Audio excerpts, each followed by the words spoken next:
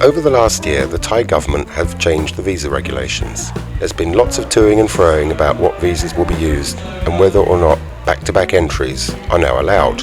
They're not.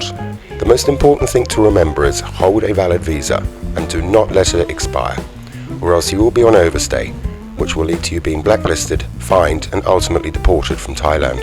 The most popular visa-run destinations are Kuala Lumpur and Vientiane. People tend to fly to Kuala Lumpur in Malaysia and take an overnight minivan to Vientiane in Laos. The most common visas to obtain at Thai embassies and consulates are B visas for business, O visa, dependent visa, ED visa, education visas, retirement visas, must be over 50 years old, and lastly tourist visas. In October last year, the Thai government introduced the 6-month multiple entry tourist visa, where each stay is valid for 60 days, and you can then re-enter the country again and start another 60-day cycle. Taking the plane to Kuala Lumpur is the most common method of transport, and prices start at about 5,000 baht return with AirAsia. Going to Laos involves booking a ticket with one of the many visa-run companies, such as 5-star visa runs on Soi 13. Prices include the trip, the cost of the visa, as well as food and accommodation, and start from about 6,900 baht per person up to about 9,000 baht, depending on your visa requirement.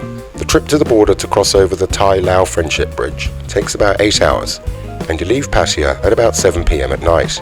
In the morning, you get to the embassy and hand over your passport with the documents. As there are always a lot of people, be patient, as it takes time. You then have the rest of the day to entertain yourself.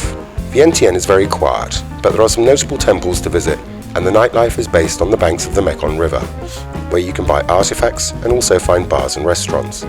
The following morning, the van driver normally collects the passports from the embassy, and then you're on your way home.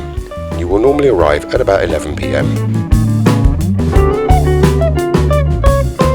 In Kuala Lumpur, the routine is the same. You submit your passport in the morning and then collect it the following afternoon. Kuala Lumpur is a large metropolitan city with about 4 million inhabitants. It is home to the famous Petronas Twin Towers, as well as the National Mosque, a vibrant Chinatown, Little India, and various museums. The main nightlife is centered on Jalan P. Ramlee, which is full of clubs and large bars, while Changkat Bukit Bintang is where you will find trendy restaurants and smaller bars. So, to recap, here are the essential items that you will need. Number 1, your passport. Number 2, money, roughly 2,000 baht. Number 3, passport photos. 4, spare clothes, but remember to travel light. 5, your mobile phone.